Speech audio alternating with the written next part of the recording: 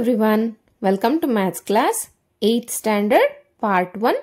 Let us continue with the lesson Understanding Quadrilaterals.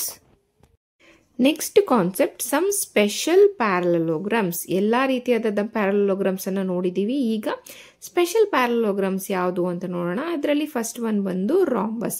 rhombus ಅಂದ್ರೆ all sides equal ಇರುತ್ತೆ. ಅಂದ್ರೆ ಎಲ್ಲ 4 sides ಕೂಡ equal ಆಗಿರುತ್ತೆ. ಇದು ಒಂದು parallelogram.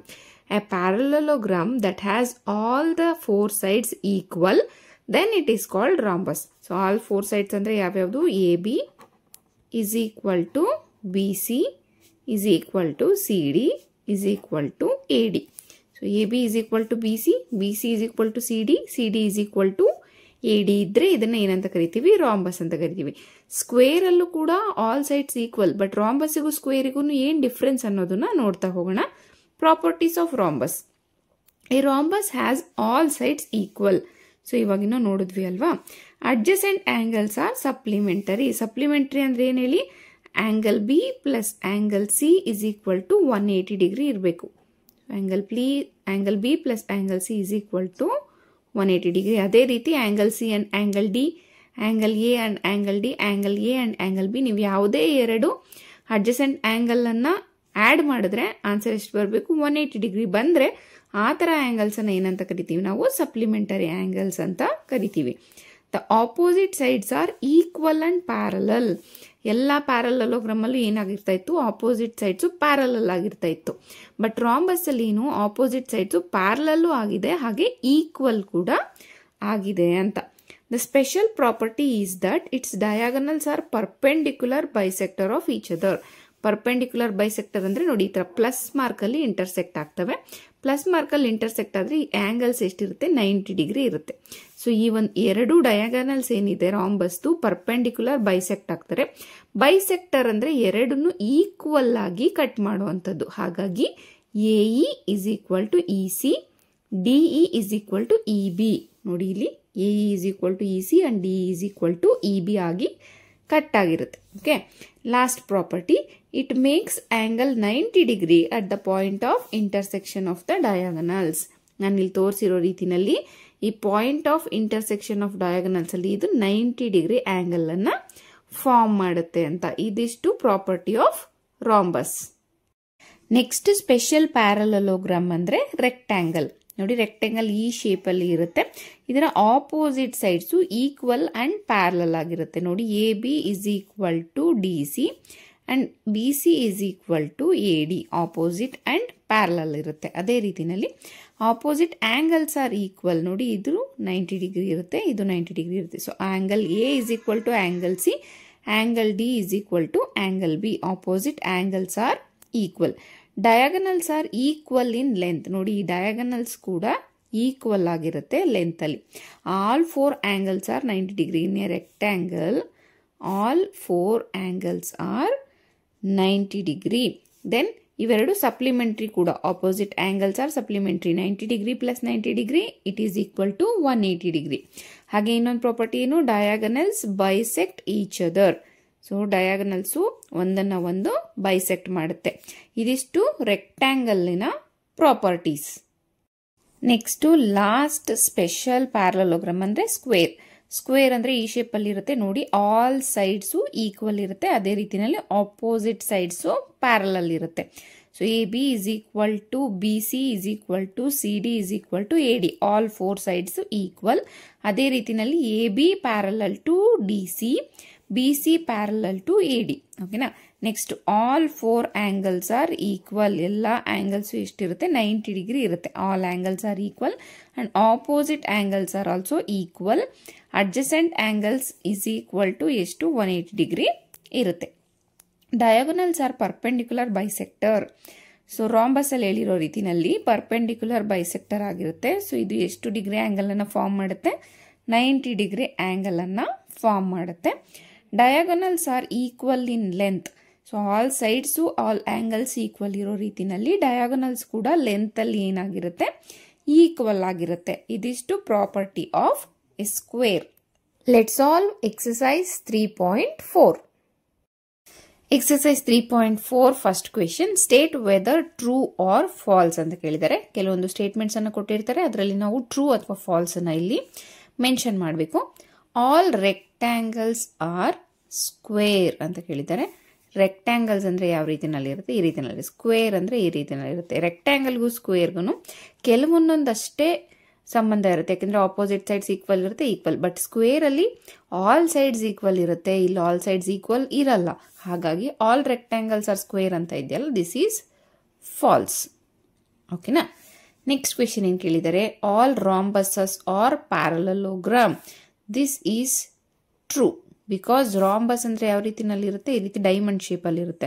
ಪ್ಯಾರಲಲೋಗ್ರಾಮ್ ಅಂದ್ರೆ ಆಪೋಸಿಟ್ ಸೈಡ್ಸ್ ಈಕ್ವಲ್ ಇರುತ್ತೆ, ಹಾಗೆ ಆಪೋಸಿಟ್ ಆಂಗಲ್ಸ್ ಈಕ್ವಲ್ ಇರುತ್ತೆ.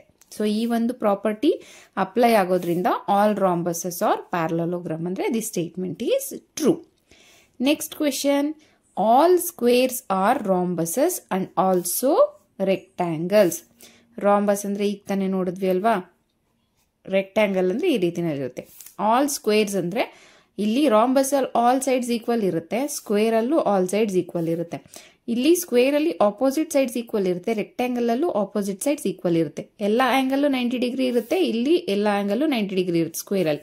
ರಾಂಬಸ್ ಅಲ್ಲಿ ನೋಡೋದಾದ್ರೆ ಆಪೋಸಿಟ್ ಆಂಗಲ್ಸ್ ಈಕ್ವಲ್ ಇರುತ್ತೆ, ಸ್ಕ್ವೇರ್ ಅಲ್ಲಿ ಕೂಡ ಆಪೋಸಿಟ್ ಆಂಗಲ್ಸ್ ಈಕ್ವಲ್ ಇರೋದ್ರಿಂದ ಈ ಸ್ಟೇಟ್ಮೆಂಟ್ ಏನಾಗುತ್ತೆ? ಟ್ರೂ ಅಂತ ನಾವು ಬರಿಬೇಕು. Okay, next, all squares are not parallelogram ಅಂತ ಇದೆ, ದಿಸ್ ಈಸ್ ಫಾಲ್ಸ್. ಪ್ಯಾರಲಲೋಗ್ರಾಮ್ ಅಂದ್ರೆ ಏನ್ ಹೇಳಿ? ಆಪೋಸಿಟ್ ಸೈಡ್ಸು ಪ್ಯಾರಲಲ್ ಇರಬೇಕು, ಆಪೋಸಿಟ್ ಆಂಗಲ್ಸ್ ಈಕ್ವಲ್ ಇರಬೇಕು. ಸ್ಕ್ವೇರ್ ಅಲ್ಲೂ ಕೂಡ ಆಪೋಸಿಟ್ ಸೈಡ್ಸ್ ಪ್ಯಾರಲಲ್ ಇದಾವೆ, ಆಪೋಸಿಟ್ ಆಂಗಲ್ಸ್ ಈಕ್ವಲ್ಸ್ ಇದಾವೆ. ಬಟ್ ಇಲ್ಲಿ it is not a parallelogram ಅಂತ ಕೊಟ್ಟಿದಾರಲ್ವಾ, ಹಾಗಾಗಿ this statement is false. Next, all kites are rhombus ಅಂತ ಕೇಳಿದ್ದಾರೆ. ಕೈಟ್ ಅಂದ್ರೆ ನೋಡಿ ಈ ತರ ಎರಡು ಸೈಡು ಚಿಕ್ಕದಿದ್ರೆ ಎರಡು ಸೈಡು ಉದ್ದ ಇರುತ್ತೆ. ರಾಂಬಸ್ ಅಂದ್ರೆ ಯಾವ ರೀತಿ ಇರುತ್ತೆ? ಎಲ್ಲ ಸೈಡ್ಸು ಈಕ್ವಲ್ ಇರುತ್ತೆ. ಆಲ್ ಕೈಟ್ಸ್ ಆರ್ ರಾಂಬಸ್ ಅಂದ್ರೆ ದಿಸ್ ಸ್ಟೇಟ್ಮೆಂಟ್ ಈಸ್ ಫಾಲ್ಸ್. ರಾಂಬಸ್ಸಿಗೂ ಕೈಟ್ಗೂ ತುಂಬಾ ಡಿಫ್ರೆನ್ಸಸ್ ಇರುತ್ತೆ. ಆಲ್ ರಾಂಬಸಸ್ ಆರ್ ಕೈಟ್ಸ್ ಅಂದ್ರೆ ದಿಸ್ ಈಸ್ ಟ್ರೂ. ಯಾಕೆ? ಕೈಟ್ಸ್ ನ ರಾಂಬಸ್ಗೆ ನಾವು ತಗೊಳಕ್ಕಾಗಲ್ಲ, ಬಟ್ ರಾಂಬಸ್ ನ ಕೈಟ್ಸ್ ಅಂತ ಹೆಂಗ್ ತಗೊಳ್ತೀವಿ ಅನ್ನೋದಾದ್ರೆ ನೋಡಿ ಇಲ್ಲೇ ಬರ್ದಿದ್ದೀನಲ್ವಾ, ಇಲ್ಲಿ ಏನಾಗುತ್ತೆ? ಆಪೋಸಿಟ್ ಆಂಗಲ್ಸ್ ಈಕ್ವಲ್ ಇರುತ್ತೆ. ನೋಡಿ ಇಲ್ಲಿ ಕೂಡ ಆಪೋಸಿಟ್ ಆಂಗಲ್ಸ್ ಈಕ್ವಲ್ ಇರುತ್ತೆ, ಹಾಗೆ ಅಡ್ಜಸೆಂಟ್ ಸೈಡ್ಸ್ ಈಕ್ವಲ್ ಇರುತ್ತೆ, ಇಲ್ಲೂ ಕೂಡ ಅಡ್ಜಸೆಂಟ್ ಸೈಡ್ಸ್ ಈಕ್ವಲ್ ಇರುತ್ತೆ. ರಾಂಬಸ್ ಅನ್ನ ಕೈಟ್ ಅಂತ ತಗೊಳ್ಬಹುದು ನಾವು, ಬಟ್ ಕೈಟ್ ಅನ್ನ ರಾಂಬಸಸ್ ಅಂತ ನಾವು ತಗೊಳ್ಳೋದಕ್ಕಾಗಲ್ಲ. ಕೆಲವೊಂದು ಪ್ರಾಪರ್ಟೀಸ್ ಈ ರೀತಿಯಲ್ಲಿ ನೋಡಿ ಟ್ರೂ ಆರ್ ಫಾಲ್ಸ್ ಅಂತ ನಾವು ಬರಿಬೇಕಾಗುತ್ತೆ. ನೆಕ್ಸ್ಟ್ ಒನ್ ಏನಿದೆ, ಆಲ್ ಪ್ಯಾರಲಲೋಗ್ರಾಮ್ಸ್ ಆರ್ ಟ್ರಪೀಸಿಯಂ ಅಂತ ಇದೆ. So this is true. Trapezium ಅಂದ್ರೆ ಈ ತರ ಯಾವ್ದಾದ್ರು ಒಂದು ಸೈಡು ಪ್ಯಾರಲಲ್ ಆಗಿರುತ್ತೆ. ಪ್ಯಾರಲಲೋಗ್ರಾಮ್ ಅಲ್ಲಿ ಆಪೋಸಿಟ್ ಸೈಡ್ಸ್ ಪ್ಯಾರಲಲ್ ಆಗಿರೋದ್ರಿಂದ ಇದನ್ನ ನಾವು ಟ್ರಪೀಸಿಯಂ ಅಂತ ಬರಿಬಹುದು. So this is true. Next, all squares are trapezium ಅಂತ ಇದೆ. ಟ್ರೂ, ಬಿಕಾಸ್ ಸ್ಕ್ವೇರ್ ಅಲ್ಲೂ ಕೂಡ ಆಪೋಸಿಟ್ ಸೈಡ್ಸ್ ಪ್ಯಾರಲಲ್ ಇರುತ್ತೆ, ಆಪೋಸಿಟ್ ಸೈಡ್ಸ್ ಈಕ್ವಲ್ ಇರಲ್ಲ. ನೋಡಿ ಇಲ್ಲೂ ಈಕ್ವಲ್ ಇರಲ್ಲ, ಬಟ್ ಆಪೋಸಿಟ್ ಸೈಡ್ಸ್ ಪ್ಯಾರಲಲ್ ಇರೋದ್ರಿಂದ one of the pair opposite sides parallel ಇದ್ರೆ ಇದನ್ನ ಟ್ರಪೀಸಿಯಂ ಅಂತ ಕರಿತೀವಿ. ಇಲ್ಲಿ ಎರಡು ಸೈಡು ಪ್ಯಾರಲಲ್ ಇರುತ್ತೆ, but square is a trapezium ಅಂದ್ರೆ ನಾವು ಮೆನ್ಷನ್ ಮಾಡಬಹುದು. ಹಾಗಾಗಿ this statement is true. Second question, identify all the quadrilaterals that have ಅಂತ ಕೇಳಿದರೆ 4 sides ಆಫ್ ಈಕ್ವಲ್ ಲೆಂತ್. ಯಾವ ಒಂದು ಕ್ವಾಡ್ರಿಲ್ಯಾಟರ್ ಅಲ್ಲಿ 4 sides ಈಕ್ವಲ್ ಇರುತ್ತೆ? ಒಂದು ಸ್ಕ್ವೇರ್, ಸ್ಕ್ವೇರ್ ಅಲ್ಲಿ ಆಲ್ ಸೈಡ್ಸ್ ಈಕ್ವಲ್ ಇರುತ್ತೆ. ಇನ್ನೊಂದು ರಾಂಬಸ್, ರಾಂಬಸ್ ಅಲ್ಲಿ ಕೂಡ 4 sides ಈಕ್ವಲ್ ಇರುತ್ತೆ. So square and rhombus. Next, 4 right angles. Right angles ಅಂದ್ರೆ 90 ಡಿಗ್ರಿ ಇರಬೇಕು. ಯಾವ ಒಂದು ಫಿಗರ್ ಅಲ್ಲಿ ಇರುತ್ತೆ? ಸ್ಕ್ವೇರ್ ಅಲ್ಲಿ ಆಲ್ ಆಂಗಲ್ಸ್ 90 ಡಿಗ್ರಿ ಇರುತ್ತೆ, ಹಾಗೆ ರೆಕ್ಟ್ಯಾಂಗಲ್ ಅಲ್ಲಿ 4 ಆಂಗಲ್ಸ್ ಏನಾಗುತ್ತೆ? 90 ಡಿಗ್ರಿ ಇರುತ್ತೆ. So square and rectangle. Third question, explain how a square is a quadrilateral ಅಂತ ಕೇಳಿದ್ದಾರೆ. ಕ್ವಾಡ್ರಿಲ್ಯಾಟರಲ್ ಡೆಫಿನೇಷನ್ ಏನ್ ಹೇಳ್ರಿ? A figure which has 4 sides is called quadrilaterals. 4 angles ಇರುತ್ತೆ, 4 sides ಇರುತ್ತೆ. ಈ ತರ ಇದ್ರೆ ಇದನ್ನ ಕ್ವಾಡ್ರಿಲ್ಯಾಟರಲ್ ಅಂತ ಕರಿತೀವಿ. A square is a quadrilateral because it has 4 sides. Okay, a square is a parallelogram. ಯಾವ ರೀತಿ ಅದು ಪ್ಯಾರಲೋಗ್ರಾಮ್ ಅಂತ ಅನ್ನಿಸ್ಕೊಳ್ಳುತ್ತೆ? Because opposite sides are equal and parallel. Opposite sides equal ಆಗಿರುತ್ತೆ, ಆಪೋಸಿಟ್ ಸೈಡ್ಸ್ ಪ್ಯಾರಲಲ್ ಇದ್ರೆ ಅದನ್ನು ನಾವು ಪ್ಯಾರಲೋಗ್ರಾಮ್ ಅಂತ ಕರಿತೀವಿ. How a square is a rhombus? Square is a rhombus because all four sides are equal and diagonals bisect at right angle. Rhombus ಅಲ್ಲಿ diagonals bisect ಆದ್ರೆ 90 degree ಅಲ್ಲಿ cut ಆಗುತ್ತೆ. ಹಾಗಾಗಿ ಇದು ಒಂದು ರಾಂಬಸ್. ಸ್ಕ್ವೇರ್ ಒಂದು ರಾಂಬಸ್ಸಿನ ಪ್ರಾಪರ್ಟಿಯನ್ನು ಕೂಡ ಒಳಗೊಂಡಿದೆ ಅಂತ. How a square is a rectangle? Because opposite sides are equal and each angle are 90 degree. Rectangle ಅಂದ್ರೆ 90 ಡಿಗ್ರಿ ಆಂಗಲ್ಸ್ ಇರುತ್ತೆ, ಆಪೋಸಿಟ್ ಸೈಡ್ಸ್ ಈಕ್ವಲ್ ಇರುತ್ತೆ. ಹಾಗಾಗಿ ಸ್ಕ್ವೇರ್ ಅನ್ನು ನಾವು ಒಂದು ರೆಕ್ಟ್ಯಾಂಗಲ್ ಅಂತ ಕೂಡ ಕರಿಬಹುದು. Fourth question, name the quadrilaterals whose diagonals bisect each other. Bisect ಅಂದ್ರೆ ಕರೆಕ್ಟ್ ಆಗಿ ಎರಡು ಹಾಫ್ ಪಾರ್ಟ್ ಆಗಿ ಡಿವೈಡ್ ಆಗುವಂಥದ್ದು. ಎಲ್ಲದರಲ್ಲೂ ಡಯಾಗೋನಲ್ಸ್ ಬೈಸೆಕ್ಟ್ ಆಗ್ತವೆ. ಪ್ಯಾರಲೋಗ್ರಾಮ್, ರೆಕ್ಟ್ಯಾಂಗಲ್, ಸ್ಕ್ವೇರ್, ರಾಂಬಸ್ ಈ ಎಲ್ಲಾ ಕ್ವಾಡ್ರಿಲ್ಯಾಟರಲ್ಸ್ ಕೂಡ ಡಯಾಗೋನಲ್ಸ್ ಬೈಸೆಕ್ಟ್ ಆಗತ್ತೆ. ಓಕೆನಾ.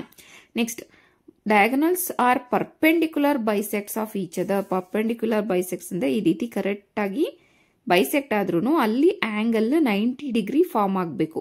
ಅದನ್ನ ಪರ್ಪೆಂಡಿಕ್ಯುಲರ್ ಬೈಸೆಕ್ಟರ್ ಅಂತ ಕರಿತೀವಿ. ಯಾವ ಫಿಗರ್ ಅಲ್ಲಿ ಆತರ ಆಗುತ್ತೆ ಅಂದ್ರೆ ಸ್ಕ್ವೇರ್ ಮತ್ತೆ ರಾಂಬಸ್ ಅಲ್ಲಿ ಡಯಾಗೋನಲ್ಸ್ ಪರ್ಪೆಂಡಿಕ್ಯುಲರ್ ಬೈಸೆಕ್ಟರ್ ಆಗಿರ್ತವೆ.